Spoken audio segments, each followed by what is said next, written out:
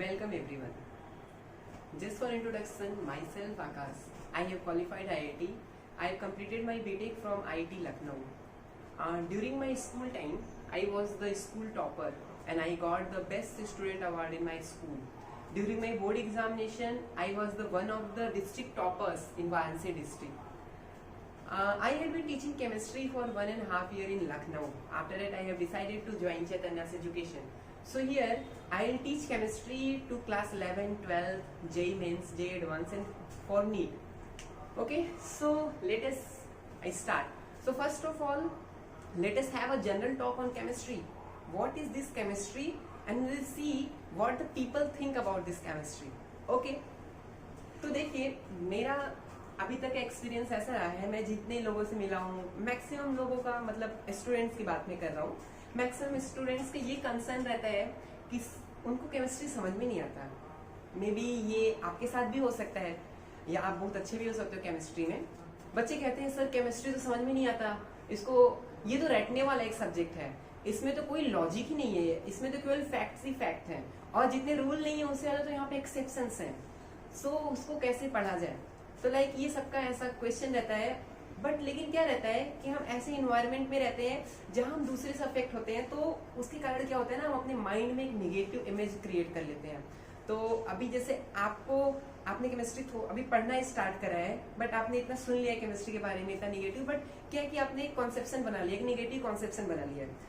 तो ये बहुत जरूरी है. अगर हमको कोई चीज समझना है, अगर हमको केमिस्ट्री को समझना है, तो हमको इस नेगेटिव कॉन्सेप्शन को हटाना होगा और हमको केमिस्ट्री के बारे में गुड फील करना पड़ेगा, पॉजिटिव फील करना पड़ेगा. तो हाँ, तो ये जो आज का हमारा वीडियो है, हम इसमें थोड़ा इंट्रोडक्टरी सेशन है और हम इसमें देखेंगे कैसे हमको केमिस्ट्री पढ़ना चाहिए, क्या सही प्रोसेस होना चाहिए. जैसे कि आप देखते होंगे केमिस्ट्री में एक ही थ्योरी जो रहती है बार बार दी जाती है. आप देखोगे कोई एक ही कॉन्सेप्ट पे एक थ्योरी दी गई, कुछ दिन बाद उस थ्योरी को हटा के एक नई थ्योरी ला दी गई है. तो इसमें क्या रहता है कि हम लोग को ऐसा लगता है कि अच्छा चलो एक थ्योरी हमने पढ़ लिया, अभी जब वो थ्योरी समझ में आ जाती है तो फिर बोला जाता है कि नहीं ये थ्योरी में कुछ ड्रॉबैक थे, ये फॉल्टी थ्योरी था, अब इसको चेंज करके नई थ्योरी दी जाती है. आप नई थ्योरी भी पढ़ने लगते हो, उसके बाद जब आप पूरा पढ़ लेते हो आपको समझ में भी आ जाता है, तो बोला जाता है नहीं इस थ्योरी में भी ये कमियां थी, ये कमियां थी, अभी इसको इस साइंटिस्ट ने दूर करा. तो उनकी थ्योरी हम पढ़ते हैं, फिर उनमें भी कुछ कमियां निकलती है, नए साइंटिस्ट की थ्योरी हम पढ़ते हैं. तो आप देखोगे केमिस्ट्री में पहले से लेके अभी तक ये चला आ रहा है और ये फ्यूचर में चलता रहेगा, क्योंकि केमिस्ट्री साइंस एक सब्जेक्ट ही ऐसा है जिसमें क्या है, रिसर्च की बहुत अपॉर्चुनिटी है. आप देखो एक्चुअली ये कोई भी थियरी या कोई भी हाइपोथेसिस जो दिया जाता है केमिस्ट्री में, उसके पीछे बेसिस क्या होता है, वो किस बेसिस पर होता है. ऐसे ही थोड़ी ना दे दिया जाता है जिसका मन करा उसने दे दिया, नहीं, उसके पीछे पूरा लॉजिक होता है, उसके पीछे कौन से मेथड के थ्रू वो आता है. तो हम लोग क्या करेंगे, सबसे पहले मैं आपको इसमें थोड़ा सा अंडरस्टैंडिंग देना चाहूंगा ताकि आप अपने इस नेगेटिव जोन से निकलकर आप बाहर आ सके, तब उसको आप समझ सकते हैं. ठीक है, तो एक्चुअली जो साइंटिस्ट कोई भी थियरी देते हैं, इवन मैं केमिस्ट्री की बात नहीं कर रहा हूँ, और भी सब्जेक्ट फिजिक्स ले लो, कोई भी दे लो, तो उनमें उनका मोटो क्या रहता है, कोई भी थियरी देने का मोटो ये रहता है, उनका बेसिस क्या रहता है, उनका बेसिस रहता है scientific method of understanding. Correct, scientific method of understanding. तो इस साइंटिफिक मेथड ऑफ अंडरस्टैंडिंग में होता क्या है, जैसे देखिए हम लोग अपने चारों ओर चीजों से घिरे हुए हैं. हमारे चारों ओर आप देखोगे तो कहीं सोफा रहता है, कहीं टीवी है, कहीं कूलर है, कहीं मेज है, different things are there. Actually we are surrounded by the things. Correct और नॉट करेक्ट. सो आप कोई भी चीज देखो, आप उसको ऑब्जर्व करना शुरू करो, अपना इंटेलिजेंट इस्तेमाल करना शुरू करो. लाइक आप कोई भी प्रोसेस को देख रहे हो, then you do observation, why this is happening, and then you raise question. आप जब चीजों को देखोगे और फिर जब क्वेश्चन रेज करना शुरू करोगे, तो वो चीजों के प्रति जो आपकी अंडरस्टैंडिंग रहेगी वो आपकी स्ट्रांग होती जाएगी. जैसे मैं आपको भी एक स्लाइड दिखाता हूँ जिसमें मैंने ये दिखाया हुआ है कि what is the scientific method of understanding and how any theory is accepted through this channel. Correct, या so this is the scientific method of understanding. So ये मेथड क्या प्रपोज करता है, ये बोलता है कि आप ऑब्जर्वेशन करो, after observation you raise question. आप जो क्वेश्चन कर रहे हो, आप उस क्वेश्चन को सेटिस्फाई करने के लिए, उस क्वेश्चन का आंसर देने के लिए आप एक हाइपोथेसिस को दो. लाइक ये जो साइंटिस्ट जो फॉलो करते हैं, उन्होंने ऑब्जर्वेशन करा, ऑब्जर्वेशन के बाद उन्होंने क्या करा, क्वेश्चन रेज करा, ठीक है। क्वेश्चन रेज करने के बाद उन्होंने एक हाइपोथेसिस दिया कि ठीक है ये मैं हाइपोथेसिस देता हूँ। जैसे लेट एग्जांपल या एटॉमिक थ्योरी को ले लो, तो डाल्टन ने सबसे पहले अपनी थ्योरी दी थी। हम डाल्टन की थ्योरी पढ़ते हैं, बट उसके बाद हमको पता चलता है नहीं ये थ्योरी गलत है। फिर हम दूसरी थ्योरी पढ़ते हैं, रदरफोर्ड की थ्योरी पढ़ते हैं, फिर पता चलता है कि सॉरी थॉमसन की थ्योरी पढ़ते हैं, वो भी उसमें पता चलता है कुछ कुछ ड्रॉबैक थे, उसको ओवरकम करने के लिए रदरफोर्ड ने अपनी थ्योरी दी, हम उसको पढ़ते हैं। फिर उसके बाद हम नया मोजले थ्योरी पढ़ते हैं, और अभी भी जो हम थ्योरी पढ़ रहे हैं हम नहीं कह सकते कि this is the absolute. In future also इसमें कुछ और भी डेवलपमेंट होगा तो हमको जानने को मिलेगा। लेकिन ये जो प्रोसेस क्या कहता है, प्रोसेस ये कहता है आप अपने क्वेश्चन के आंसर के लिए एक थ्योरी दो, एक हाइपोथेसिस दो। आपने हाइपोथेसिस दिया जो कि क्वेश्चन को सेटिस्फाई करा, इस हाइपोथेसिस के थ्रू आपको कुछ आंसर मिलेगा। अब उस आंसर को जो रिजल्ट है, जो फाइनली जो अकर कर रहा है, आप उससे मैच करो कि जो मेरे थ्योरी से जो रिजल्ट आ रहा है और वो जो नेचर में जो हो रहा है, क्या वो दोनों सेम है क्या।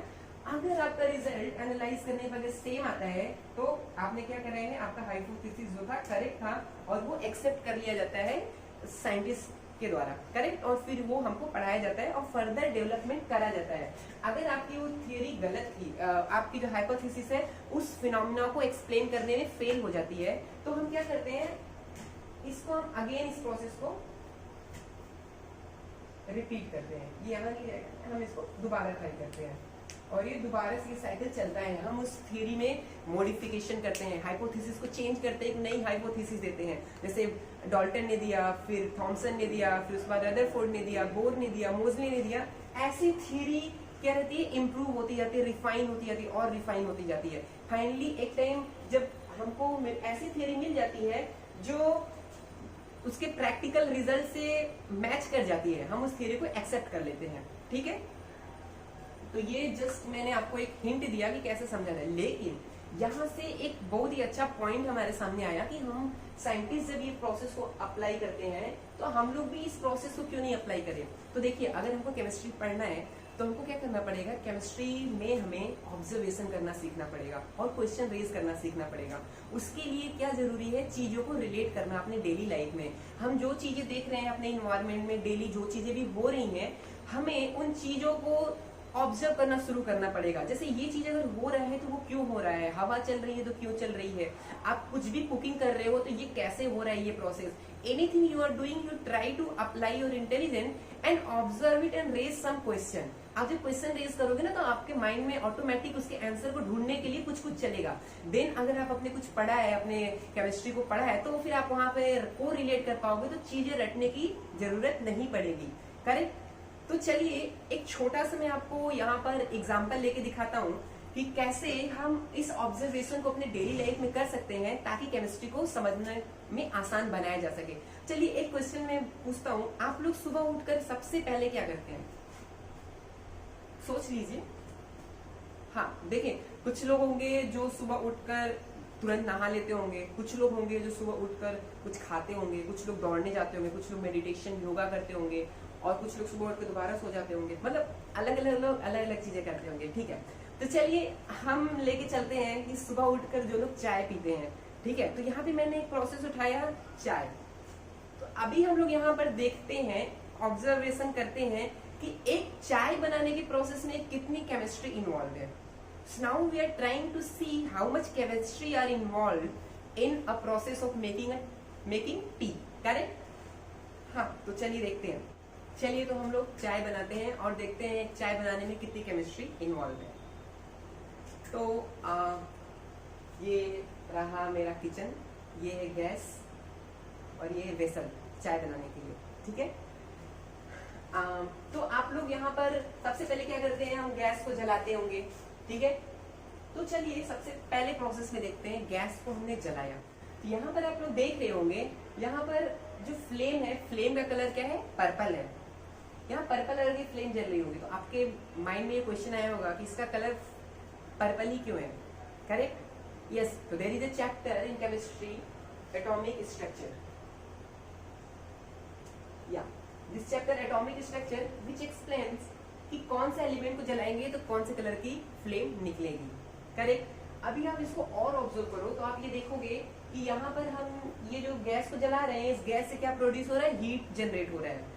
और यहाँ पर हमने क्या जलाए हैं, हमने कुछ गैस सिलेंडर लगाया है जिसमें क्या हो जाता है, हाइड्रोकार्बन रहते हैं। तो हाइड्रोकार्बन के जलाने पे ये क्या हो रही है, हीट निकल रही है। तो अभी कौन से गैस को जलाते हैं तो कितनी हीट निकलेगी, ये हम देखते हैं। There is a chapter in chemistry, thermodynamics.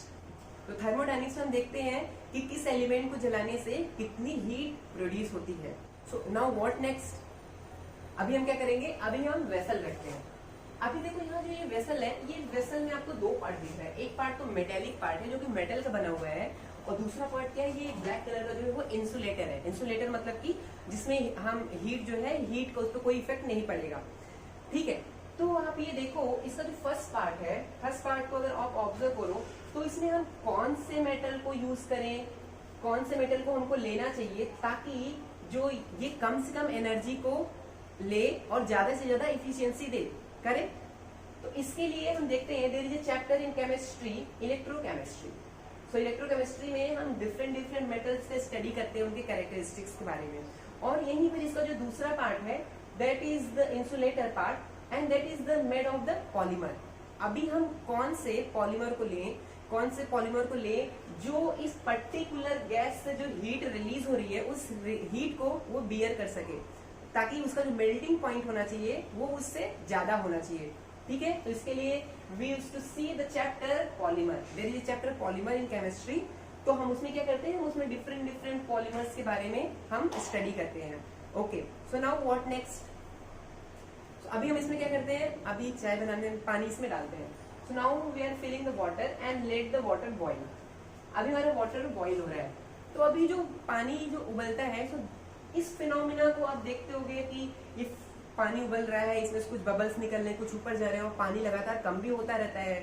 या तो the characteristic of water we used to study the chapter states of matter. States of matter में हम देखते हैं इस बॉइलिंग जो प्रोसेस है, इस प्रोसेस में जितने भी टर्म्स इन्वॉल्व रहते हैं हम उसके बारे में देखते हैं। अभी हमारा वाटर जो है वो बॉइल हो गया है, तो अभी हम क्या करेंगे, now we'll add some fine tea particle. अभी हम इसमें कुछ चाय के पार्टिकल इसमें मिलाते हैं। चलिए, अभी हमने इसमें चाय के पार्टिकल मिला दिए। So now you will see that कि यहाँ पर ये जो पार्टिकल्स रहते हैं ये क्या उसमें घुलने लगता है और कुछ ये झागे की तरह आपको ऊपर निकलते हुए दिखने लगता है, करेक्ट। तो अभी आप देखोगे तो ये ऐसा क्यों हो रहा है, कि कौन सा प्रोसेस यहाँ पे हो रहा है कि ये घुल रहा है, करेक्ट। तो यहाँ पर ये क्या है, आप ये चीज देखोगे कि कौन से पदार्थ को कौन से लिक्विड में मिलाएंगे तो कितनी तेजी से घुलेगा कि नहीं घुलेगा, डिसॉल्व होने का रेट क्या है, उसमें पहले से डिसॉल्व हो रहा है या नहीं हो रहा है। So we used to see the chapter solution. Solution में we used to see that कि कौन सा सॉल्यूट लेना चाहिए, कौन सा सॉल्वेंट लेना चाहिए for making a solution and different things, और भी चीजें जो कि हम सॉल्यूशन में देखते हैं। अभी हमने इसमें टी पार्टिकल भी मिला दिए। So what next, now we'll add some sugar. आप लोग तो मीठा पीते होगे ना, तो शुगर, करेक्ट। तो अभी आप शुगर को देखते होगे, sugar is a very fine crystalline structured like it is like a cubical ना, ये इसका जो स्ट्रक्चर रहता है वो बहुत रिफाइंड रहता है। Solid state we used to see the structures of the solids, so we should see the FCC, BCC, what is happening there inside, correct. And what next, now we'll add some milk, yeah. So अब देखो milk जो है, अभी आप देखते होगे milk अपने में एक यूनिक लिक्विड है, अपने आप में एक यूनिक लिक्विड है। Actually milk is a colloid, milk is colloid. अभी कोलाइड क्या होता है, इसकी क्या क्या कैरेक्टरिस्टिक्स होते हैं, तो will see the chapter surface chemistry, correct. ना अभी हम आगे बढ़ते हैं, अभी हमने मिल्क भी इसमें मिला दिया। अभी हम क्या करेंगे, ढक देते हैं। अगर हमको इसके रेट को इंक्रीज करना है तो हम इसको क्या कहते हैं, ढक देते हैं। अभी हम ये ढकने के बाद थोड़ी देर बाद देखोगे उस पर कुछ जो ये रहते हैं ना, ये जो ड्रॉपलेट्स है, ये वेपर ड्रॉप जो है, ये वेपर ड्रॉप इस पे जाके इकट्ठा होने लगते हैं कुछ देर बाद। तो ये क्या हो रहा है, ये कैसे वेपर ड्रॉप इस पे इकट्ठा हो रहे हैं। सो या तो will see the chapter chemical equilibrium, will study कि कैसे हम किसी लिक्विड को अगर हम यहाँ पर जब हम गर्म करते हैं, उसको बॉईल करते हैं, तो जो उस लिक्विड जो वेपर में कन्वर्ट होता है ये वापस कंडेंस होके वाटर में कन्वर्ट हो जाता है। अभी ये फिनोमिना जो रहती है इसमें ये इक्विलिब्रियम क्या होता है, ये फिनोमिना का रेट क्या होता है, कितना वेपर कितना वाटर जो है वो वेपर में बदलता है और फिर कितना वेपर वाटर बदलता है, इनका रेट क्या होता है, ये सब जो चीजें रहती है, जो पूरा एनालिटिकल स्टडी है, ये हम देखते हैं केमिकल इक्विलिब्रियम में। करेक्ट। अभी व्हाट नेक्स्ट, या तो अभी हम ये देखते हैं कि यहाँ पर हम जो चाय बना रहे हैं, ये जो पूरा प्रोसेस है, हमने देखा, हमने इसमें कुछ कुछ मिलाया, कुछ शुगर मिलाया, इसमें हमने क्या करा, मिल्क मिलाया, वाटर ऐड करा, टी के पार्टिकल ऐड करे, और फाइनली जो रिजल्ट आता है वो इन सबसे डिफरेंट रहता है। या करेक्ट। तो यहाँ पर क्या है कि हम केमिस्ट्री में अगर हमने ए और बी को अगर मिलाया, ये क्या है, ये दो रिएक्टेंट है, तो हमारा जो आउटपुट आ रहा है, जो प्रोडक्ट आ रहा है, वो सी आ रहा है। जो सी जो रहता है, सी टोटली डिफरेंट रहेगा ए से और बी से। करेक्ट। तो इसका जो फिजिकल नेचर है, जो इसका केमिकल नेचर है, और जो सी का केमिकल और फिजिकल नेचर होगा, वो टोटली डिफरेंट रहेगा। सो ऐसे प्रोसेस को हम क्या कहते हैं, केमिकल रिएक्शन बोलते हैं। ये क्या कहलाता है, केमिकल रिएक्शन बोलते हैं। तो जो चाय बनाने की प्रोसेस है, that is also a chemical reaction, that is a chemical change, you can say that is a chemical reaction. अभी कोई भी केमिकल रिएक्शन को कंप्लीट होने में कितना टाइम लगता है, अभी ये हम कैसे पता करेंगे, उसका रेट क्या होता है, किस रेट से वो कंप्लीट होता है, उसका जो प्रोडक्ट बन रहा है, उस प्रोडक्ट किस रेट से प्रोडक्ट बनेगा। So we used to see, there is a chapter that name as the chemical kinetics, we used to see the rate of the reaction in that. तो हमने इस पूरे प्रोसेस में हमने क्या देखा, हमने देखा केमिस्ट्री के ढेर सारे चैप्टर इसमें इन्वॉल्व हैं। Here like you see the atomic structure, thermodynamics, electrochemistry, polymer, states of matter, solution, solid state, surface chemistry, chemical equilibrium, chemical kinetics, and if you will go deep now, so you will find out many more chapters involved in the very simple process. हमने क्या देखे, छोटे से process में, चाय बनाने के process में इतने चैप्टर इन्वॉल्व है। सो थिंक अगर हम ऐसे ऑब्जर्व करना शुरू करेंगे तो हम चीजों को आसानी से समझ सकते हैं और हमको रटने की जरूरत नहीं रहेगी। सो नाउ अभी क्या है, हमारा जो चाय है वो बन गया है। So this is for all of you, please take it. So we'll see in the next session, we'll start the chapter mole concept.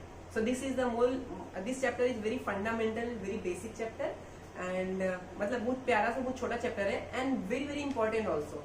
So all of you please make your mind to study this mole concept. We'll see in the next lecture. So today we'll stop here. Okay, so thank you very much.